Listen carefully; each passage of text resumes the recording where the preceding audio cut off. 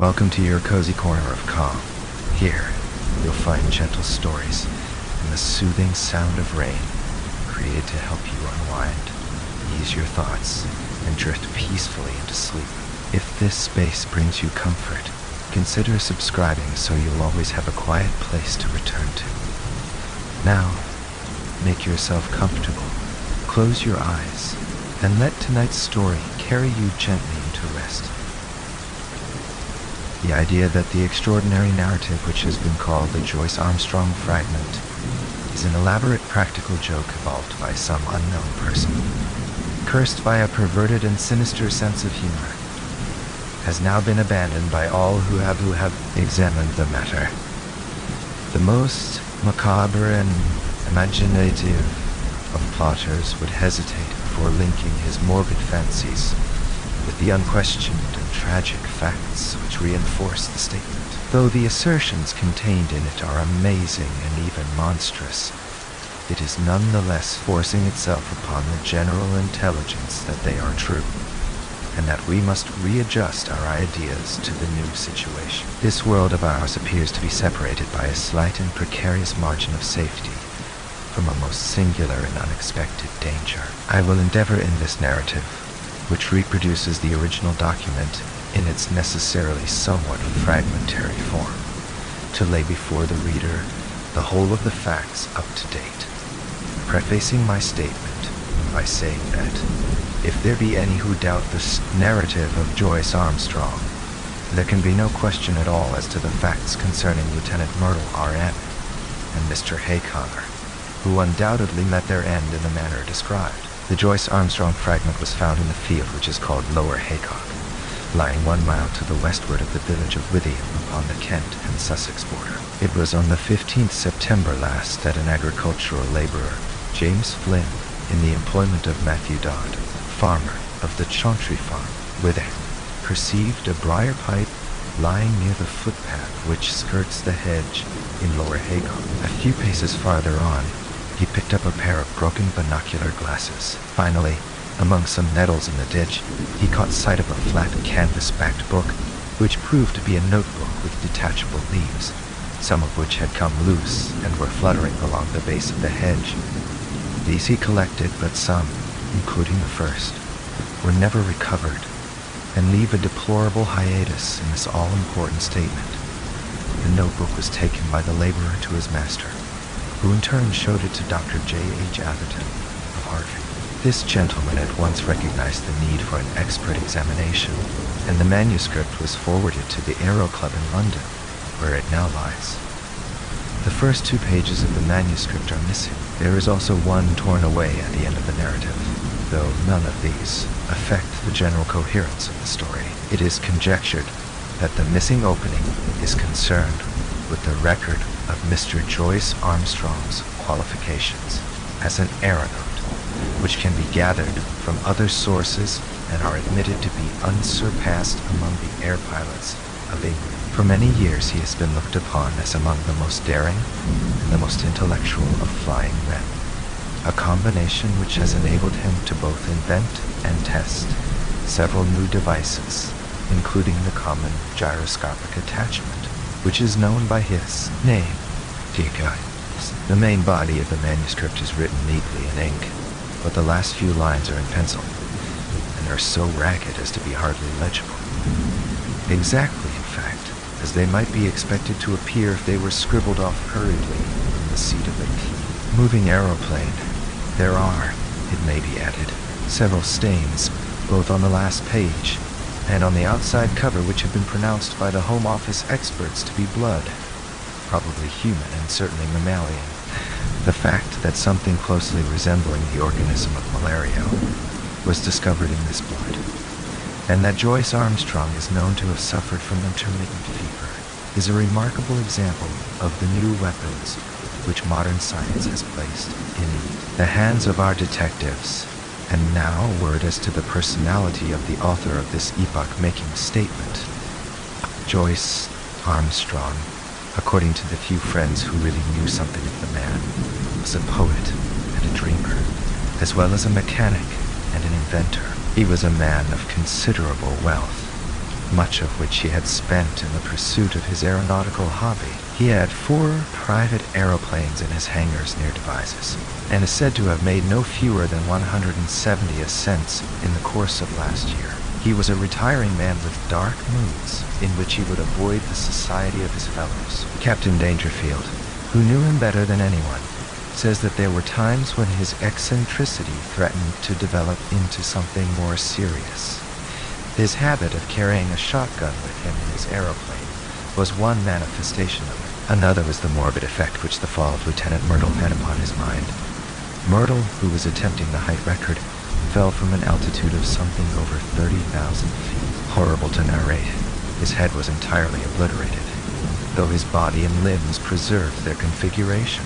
At every gathering of airmen, Joyce Armstrong, according to Dangerfield, would ask, with an enigmatic smile, "And where, pray, is Myrtle's head?" Too, on another occasion after dinner, at the mess of the flying school on Salisbury Plain, he started a debate as to what will be the most permanent danger which airmen will have to encounter. Having listened to successive opinions as to air pockets, faulty construction, and overbanking, he ended by shrugging his shoulders and refusing to put forward his own views, though he gave the impression that they differed from any advanced by his companions. It is worth remarking that after his own complete disappearance, it was found that his private affairs were arranged with a precision which may show that he had a strong premonition of disaster. With these essential explanations, I will now give the narrative exactly as it stands, beginning at page 3 of the blood-soaked notebook. Nevertheless, when I dined at Rheims with Caselli and Gustav Raymond, I found that neither of them was aware of any particular danger in the higher layers of the atmosphere. I did not actually say what was in my thoughts, but I got so near to it that if they had any corresponding idea, they could not have failed to express it. But then they are 2 empty, vainglorious fellows with no thought beyond seeing their silly names in the newspaper. It is interesting to note that neither of them had ever been much beyond the 20,000-foot level. Of course, men have been higher than this both in balloons and in the ascent of mountains. It must be well above that point that the aeroplane enters the danger zone, always presuming that my premonitions are correct. Aeroplaning has been with us now for more than 20 years, and one might well ask, why should this peril be only revealing itself in our day? The answer is obvious. In the old days of weak engines, when 100 horsepower gnome or green was considered ample for every need, the flights were very restricted. Now that 300 horsepower is the rule rather than the exception, visits to the upper layers have become easier and more common. Some of us can remember how, in our youth, Garros made a worldwide reputation by attaining 19,000 feet, and it was considered a remarkable achievement to fly over the Alps. Our standard now has been immeasurably raised, and there are 20 high flights for one in former years. Many of them have been undertaken with impunity. The 30,000-foot level has been reached time after time, with no discomfort beyond cold and asthma. What does this prove? A visitor might descend upon this planet 1,000 times and never see a tiger. Yet tigers exist, and if he chanced to come down into a jungle, he might be devoured. There are jungles of the upper air, and there are worse things than tigers which inhabit them. I believe in time they will map these jungles accurately out. Even at the present moment, I could name 2 of them. One of them lies over the Pau-Biarritz district in France. Another is just over my head as I write here in my house in Wiltshire. I rather think there is a third in the Homburg-Wiesbaden district. It was the disappearance of the airmen that first set me thinking. Of course, everyone said that they had fallen into the sea, but that did not satisfy me at all. First, there was Verrier in France. His machine was found near Bayonne, but they never got his body. There was the case of Baxter also, who vanished, though his engine and some of the iron fixings were found in a wood in Leicestershire. In that case, Dr. Middleton, of Amesbury, who was watching the flight with a telescope, declares that just before the clouds obscured the view, he saw the machine, which was at an enormous height, suddenly rise perpendicularly upwards in a succession of jerks in a manner that he would have thought to be impossible. That was the last scene of Baxter. There was a correspondence in the papers, but it never led to anything. There were several other similar cases. And then there was the death of Hayconnor. What a cackle there was about an unsolved mystery of the air. And what columns in the halfpenny papers. And yet, how little was ever done to get to the bottom of the business. He came down in a tremendous volplane from an unknown height. He never got off his machine and died in his pilot's seat. Died of what? Heart disease, said the doctors. Rubbish. Hayconnor's heart was as sound as mine is. What did Venables say? Venables was the only man who was at his side when he died. He said that he was shivering and looked like a man who had been badly scared. Died of fright, said Venables, but could not imagine what he was frightened about. Only said one word to Venables, which sounded like monstrous. They could make nothing of that at the inquest, but I could make something of it. Monsters. That was the last word of poor Harry Hayconnor. And he did die of fright, just as Venables thought.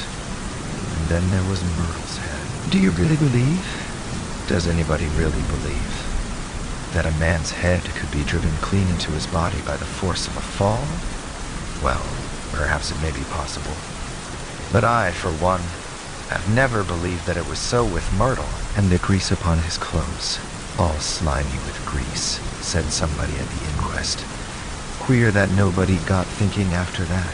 I did. But then, I had been thinking for a good long time. I've made 3 ascents.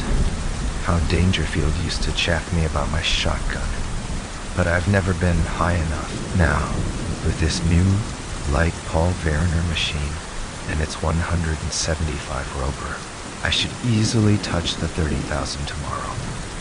I'll have a shot at the record. Maybe I shall have a shot at something else as well. Of course, it's dangerous. If a fellow wants to avoid danger, he had best keep out of flying altogether and subside finally into flannel slippers and a dressing gown. But I'll visit the air jungle tomorrow, and if there's anything there, I shall know it. If I return, I'll find myself a bit of a celebrity. If I don't, this notebook may explain what I'm trying to do and how I lost my life in doing it. But no drivel about accidents or mysteries, if you please. I chose my Paul Verner monoplane for the job. There's nothing like a monoplane when real work is to be done. Beaumont found that out in very early days. For one thing, it doesn't mind damp, and the weather looks as if we should be in the clouds all the time. It's a bonny little model and answers my hand like a tender-mouthed horse. The engine is a 10-cylinder rotary Rover, working up to 175. It has all the modern improvements: enclosed fuselage, high-curved landing skids, brakes, gyroscopic steadiers, and 3 speeds, worked by an alteration of the angle of the planes upon the Venetian blind principle. I took a shotgun with me, and a dozen cartridges filled with buckshot.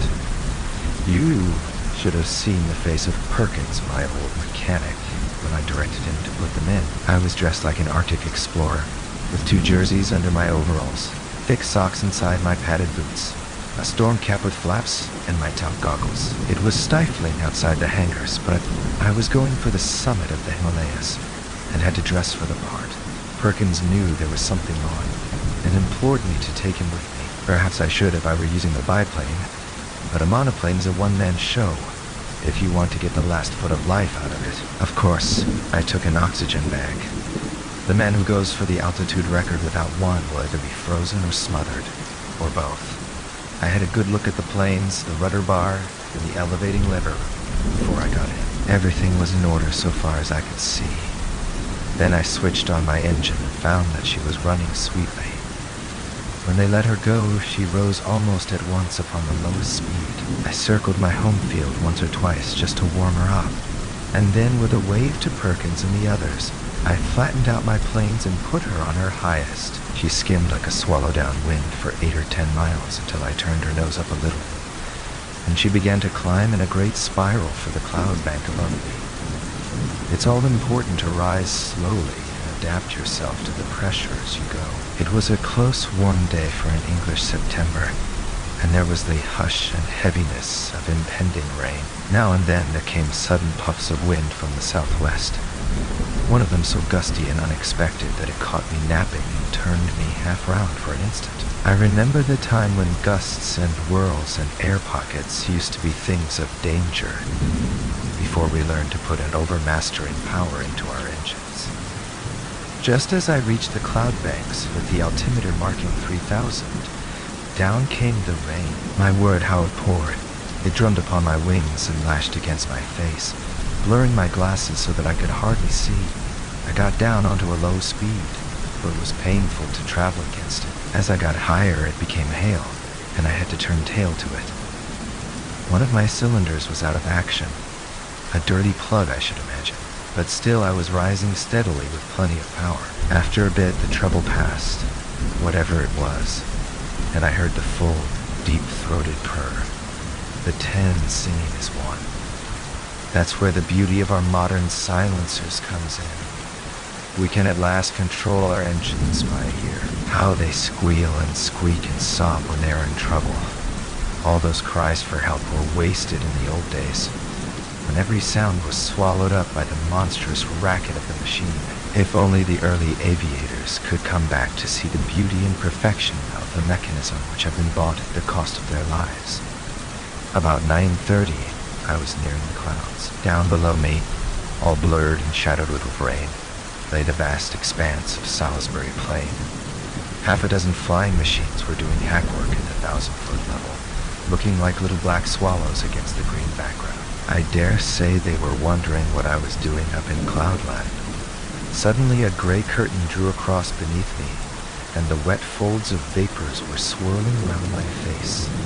It was clammily cold and miserable, but I was above the hailstorm, and that was something gained. The cloud was as dark and thick as a London fog. In my anxiety to get clear, I cocked her nose up until the automatic alarm bell rang, and I actually began to slide backwards. My sopped and dripping wings had made me heavier than I thought, but presently I was in lighter cloud, and soon had cleared the first layer. There was a second, opal-colored and fleecy, at a great height above my head, a white and unbroken ceiling above, and a dark, unbroken floor below, with the monoplane laboring upwards upon a vast spiral between. It is deadly lonely in these cloud spaces. Once a great flight of some small water birds went past me, flying very fast to the westwards. The quick whir of their wings and their musical cry were cheery to my ear. I fancied that they were teal, but I am a wretched zoologist. Now that we humans have become birds, we must really learn to know our brethren by sight. The wind down beneath me whirled and swayed the broad cloud pane. Once a great eddy formed in it, a whirlpool of vapor, and through it, as down a funnel, I caught sight of the distant world. A large white biplane was passing at a vast depth beneath me. I fancy it was the morning mail service betwixt Bristol and London. Then the drift swirled inwards again, and the great solitude was unbroken. Just after 10, I touched the lower edge of the upper cloud stratum. It consisted of fine diaphanous vapor drifting swiftly from the westwards. The wind had been steadily rising all this time, and it was now blowing a sharp breeze, 28 an hour by my gauge. Already it was very cold, though my altimeter only marked 9,000. The engines were working beautifully, and we went droning steadily upwards. The cloud bank was thicker than I had expected, but at last it thinned out into a golden mist before me, and then, in an instant, I had shot out from it, and there was an unclouded sky, and a brilliant sun above my head, all blue and gold above, all blue and gold above, shining silver below, one vast glimmering plain as far as my eyes could reach. It was 10:15 o'clock, and the barograph needle pointed to 12,800. Up, I went and up, my ears concentrated upon the deep purring of my motor, my eyes busy always with the watch, the revolution indicator, the petrol lever, and the oil pump. No wonder aviators are said to be a fearless race. With so many things to think of, there is no time to trouble about oneself. About this time I noted how unreliable is the compass when above a certain height from Earth. At 15,000 feet, mine was pointing east and a point south. The sun and the wind gave me my true bearings. A 3. I had hoped to reach an eternal stillness in these high altitudes, but with every 1,000 feet of ascent, the gale grew stronger. My machine groaned and trembled in every joint and rivet as she faced it, and swept away like a sheet of paper when I banked her on the turn, skimming downwind at a greater pace, perhaps, than ever mortal man has moved. Yet, I had always to turn again and tack up in the wind's eye, for it was not merely a height record that I was after. By all my calculations, it was above Little Wiltshire, my air jungle lay, and all my labor might be lost if I struck the outer layers at some farther point. When I reached the 19,000-foot level, which was about midday, the wind was so severe that I looked with some anxiety to the stays of my wings, expecting momentarily to see them snap or slacken. I even cast loose the parachute behind me and fastened its hook into the ring of my leathern belt so as to be ready for the worst. Now was the time when a bit of scamped work by the mechanic is paid for by the life of the aeronaut. But she held together bravely.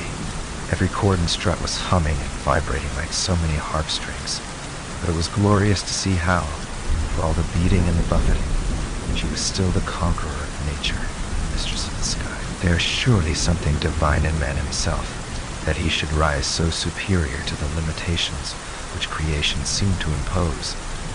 Rise, too, by such unselfish, heroic devotion as this air conquest has shown. Talk of human degeneration. When has such a story as this been written in the annals of our race? These were the thoughts in my head as I climbed that monstrous inclined plane, with the wind sometimes beating in my face, and sometimes whistling behind my ears, while the cloud land beneath me fell away to such a distance that the folds of the hummocks of silver had all smoothed out into one flat, shining plain. But suddenly, I had a horrible and unprecedented experience. I have known before what it is to be in what our neighbors have called a tourbillon, but never on such a scale as this. That huge, sweeping river of wind of which I have spoken had, as it appears, whirlpools within it which were as monstrous as itself. Without a moment's warning, I was dragged suddenly into the heart of one. I spun round for a minute or two with such velocity that I almost lost my senses, and then fell suddenly, left wing foremost, down the vacuum funnel in the center. I dropped like a stone and lost nearly 1,000 feet. It was only my belt that kept me in my seat, and the shock and breathlessness left me hanging half insensible over the side of the fuselage. But I'm always capable of a supreme effort. It is my one great merit as an aviator. I was conscious that the descent was slower. The whirlpool was a cone rather than a funnel, and I had come to the apex. With a terrific wrench throwing my weight all to one side, I leveled my planes and brought her head away from the wind. In an instant, I had shot out of the eddies and was skimming down the sky. Then, shaken but victorious, I turned her nose up and began once more my steady grind on the upward spiral. I took a large sweep to avoid the danger spot of the whirlpool, and soon I was safely above it. Just after 1 o'clock, I was 21,000 feet above the sea level. To my great joy, I had topped the gale, and with every 100 feet of ascent, the air grew stiller. On the other hand, it was very cold, and I was conscious of that peculiar nausea which goes with rarefaction of the air. For the first time, I unscrewed the mouth of my oxygen bag and took an occasional whiff of the glorious gas. I could feel it running like a cordial through my veins, and I was exhilarated almost to the point of drunkenness. I shouted and sang as I soared upwards into the cold, still outer world. It is very clear to me that the insensibility which came upon Glacier, and in a lesser degree upon Coxwell, when in 1862 they ascended in a balloon to the height of 30,000 feet, was due to the extreme speed with which a perpendicular ascent is made, doing it at an easy gradient and accustoming oneself to the lessened barometric pressure by slow degrees. There are no such dreadful symptoms. At the same great height, I found that even without my oxygen inhaler, I could breathe without undue distress. It was bitterly cold, however, and my thermometer was at 0 Fahrenheit. At 1:30, I was nearly 7 miles above the surface of the earth, and still ascending steadily. I found, however, that the rarefied air was giving markedly less support to my planes, and that my angle of ascent had to be considerably lowered in consequence. It was already clear that even with my light weight and strong engine power, there was a point in front of me where I should be held. To make matters worse, one of my sparking plugs was in trouble again, and there was intermittent misfiring in the engine. My heart was heavy with the fear of failure. It was about that time that I had a most extraordinary experience. Something whizzed past me in a trail of smoke and exploded with a loud hissing sound, sending forth a cloud of steam. For the instant, I could not imagine what had happened. Then I remembered that the earth is forever being bombarded by meteor stones, and would be hardly inhabitable were they not in nearly every case turned to vapor in the outer layers of the atmosphere. Here is a new danger for the high-altitude man, for 2 others passed me when I was nearing the 40,000-foot mark. I cannot doubt that at the edge of the Earth's envelope, the risk would be a very real one. For worse, my barograph needle marked 41,300 when I became aware that I could go no farther. Physically, the strain was not as yet greater than I could bear, but my machine had reached its limit. The attenuated air gave no firm support to the wings, and the least tilt developed into sideslip, while she seemed sluggish on her controls. Possibly, had the engine been at its best, another 1,000 feet might have been within our capacity, but it was still misfiring, and 2 out of the 10 cylinders appeared to be out of action. If I had not already reached the zone for which I was searching, then I should never see it upon this journey. But was it not possible that I had attained it? Soaring in circles like a monstrous hawk upon the 40,000-foot level, I let the monoplane guide herself, and with my manheim glass, I made a careful observation of my surroundings. The heavens were perfectly clear. There was no indication of those dangers which I had imagined. I have said that I was soaring in circles. It struck me suddenly that I would do well to take a wider sweep and open up a new air tract. If the hunter entered an earth jungle, he would drive through it if he wished to find his game. My reasoning had led me to believe that the air jungle which I had imagined lay somewhere over Wiltshire. This should be to the south and west of me. I took my bearings from the sun, for the compass was hopeless, and no trace of Earth was to be seen. Nothing but the distant, silver cloud plain. However, I got my direction as best I might, and kept her head straight to the mark. I reckoned that my petrol supply would not last for more than another hour or so, but I could afford to use it to the last drop, since a single magnificent vol plane could at any time take me to the Earth. Suddenly, I was aware of something new. The air in front of me had lost its crystal clearness. It was full of long, ragged wisps of something which I can only compare to very fine cigarette smoke. It hung about in wreaths and coils, turning and twisting slowly in the sunlight. As the monoplane shot through it, I was aware of a faint taste of oil upon my lips, and there was a greasy scum upon the woodwork of the machine. Some infinitely fine organic matter appeared to be suspended in the atmosphere. There was no life there. It was inchoate and diffuse, extending for many square acres, and then fringing off into the void. No, it was not life. But might it not be the remains of life? Above all, Might it not be the food of life, of monstrous life, even as the humble grease of the ocean is the food for the mighty whale? The thought was in my mind when my eyes looked upwards, and I saw the most wonderful vision that ever man has seen. Can I hope to convey it to you, even as I saw it myself last Thursday? Conceive a jellyfish such as sails in our summer seas, bell-shaped and of enormous size, far larger, I should judge, than the dome of St. Paul's. It was of a light pink color veined with a delicate green, but the whole huge fabric so tenuous that it was but a fairy outline against the dark blue sky. It pulsated with a delicate and regular rhythm. From it there depended two long, drooping green tentacles, which swayed slowly backwards and forwards. This gorgeous vision passed gently with noiseless dignity over my head, as light and fragile as a soap bubble, and drifted upon its stately way. I had half turned my monoplane, that I might look after this beautiful creature, when, in a moment, I found myself amidst a perfect fleet of them, of all sizes, but none so large as the first. Some were quite small, but the majority about as big as an average balloon, and with much the same curvature at the top. There was in them a delicacy of texture and coloring which reminded me of the finest Venetian glass. Pale shades of pink and green were the prevailing tints, but all had a lovely iridescence where the sun shimmered through their dainty forms. Some hundreds of them drifted past me, a wonderful fairy squadron of strange, unknown argosies of the sky.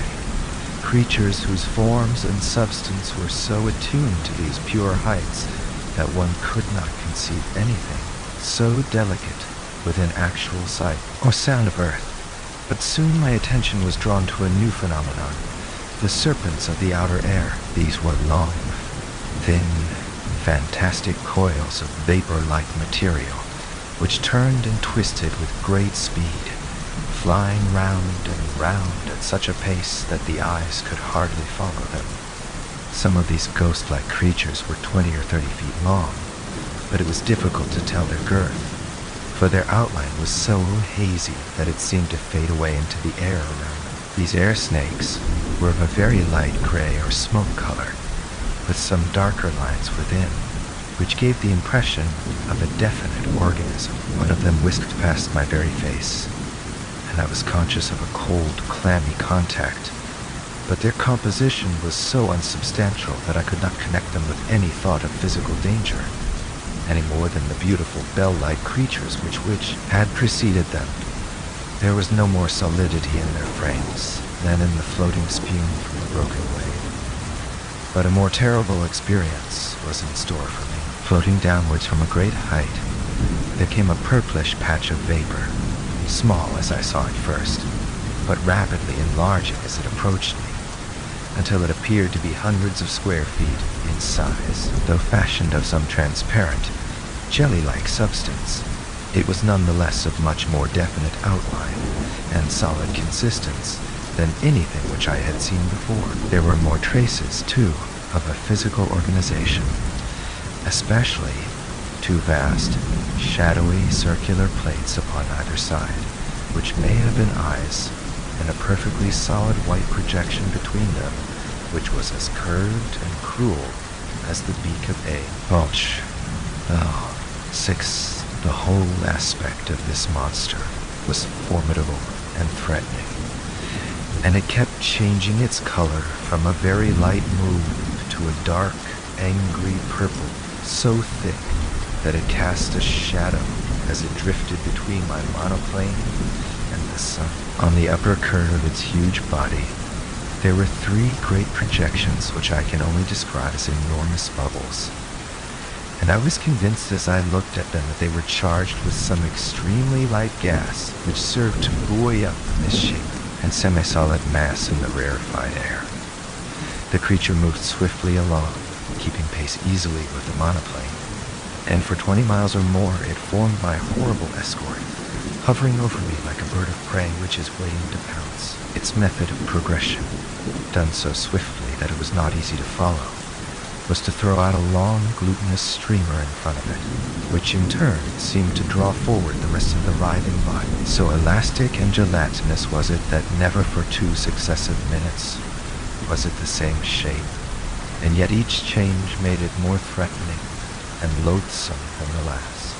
I knew that it meant mischief. Every purple flush of its hideous body told me so. The vague, goggling eyes, which were turned always upon me, were cold and merciless in their viscid hatred. I dipped the nose of my monoplane downwards to escape it. As I did so, as quick as a flash, there shot out a long tentacle from this mass of floating blubber, and it fell as light and sinuous as a whiplash across the front of my machine. There was a loud hiss as it lay for a moment across the hot engine, and it whisked itself into the air again, while the huge, flat body drew itself together as if in sudden pain. I dipped to a vol peak, but again a tentacle fell over the monoplane and was shorn off by the propeller as easily as it might have cut through a smoke wreath. A long, gliding, sticky, serpent-like coil came from behind and caught me round the waist, dragging me out of the fuselage. I tore at it, my fingers sinking into the smooth, glue-like surface, and for an instant I disengaged myself, but only to be caught round the boot by another coil, which gave me a jerk that tilted me almost onto my back. As I fell over, I blazed off both barrels of my gun, though. Indeed, it was like attacking an elephant with a pea shooter.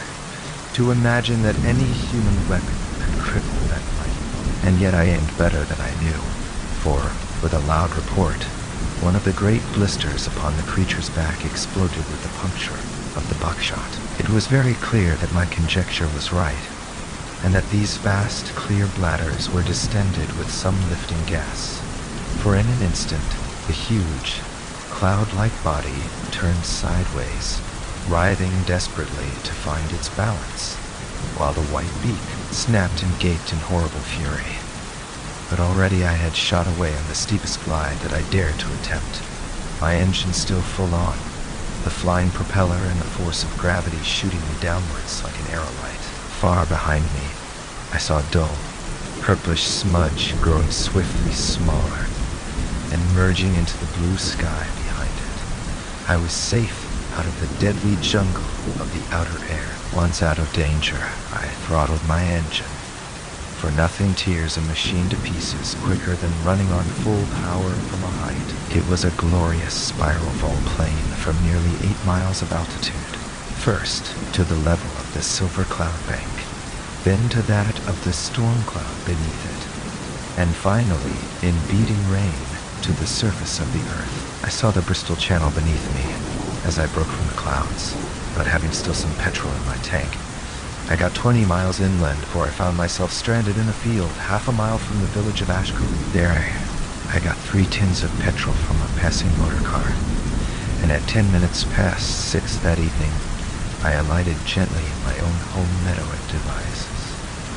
After such a journey as no mortal upon earth has ever yet taken and lived to tell the tale, I have seen the beauty, and I have seen the horror of the heights, and greater beauty, or greater horror, than that is not within the ken of man. And now, it is my plan to go once again before I give my results to the world. My reason for this is that I must surely have something to show by way of proof before I lay such a tale before my fellow men. It is true that others will soon follow and will confirm what I have said, and yet I should wish to carry conviction from the first. Those lovely iridescent bubbles of the air should not be hard to capture. They drift slowly upon their way, and the swift monoplane could intercept their leisurely course. It is likely enough that they would dissolve in the heavier layers of the atmosphere, and that some small heap of amorphous jelly might be all that I should bring to earth with me. And yet something there would surely be by which I could substantiate my story. Yes, I will go, even if I run a risk by doing so. These purple horrors would not seem to be numerous. It is probable that I shall not see one. If I do, I shall dive at once. At the worst, there is always the shotgun, and my knowledge of here a page of the manuscript is unfortunately missing. On the next page is written, in large, straggling writing, a 743,000 feet. I shall never see Earth again. They are beneath me. 3 of them. God help me. It is a dreadful death to die. Such in its entirety is the Joyce Armstrong statement. Of the man, nothing has since been seen. Pieces of his shattered monoplane have been picked up in the preserves of Mr. Bud Lushington upon the borders of Kent and Sussex, within a few miles of the spot where the notebook was discovered. If the unfortunate aviator's theory is correct that this air jungle, as he called it, existed only over the southwest of England, then it would seem that he had fled from it at the full speed of his monoplane, but had been overtaken and devoured by these horrible creatures at some spot in the outer atmosphere above the place where the grim relics were found. The picture of that monoplane skimming down the sky, with the nameless terrors flying as swiftly beneath it, and cutting it off always from the earth while they gradually closed in upon their victim, is one upon which a man who valued his sanity prefer not to dwell. There are many, as I am aware, who still jeer at the facts which I have here set down, how I lost my life in doing it. But no drivel about accidents or mysteries, if you please.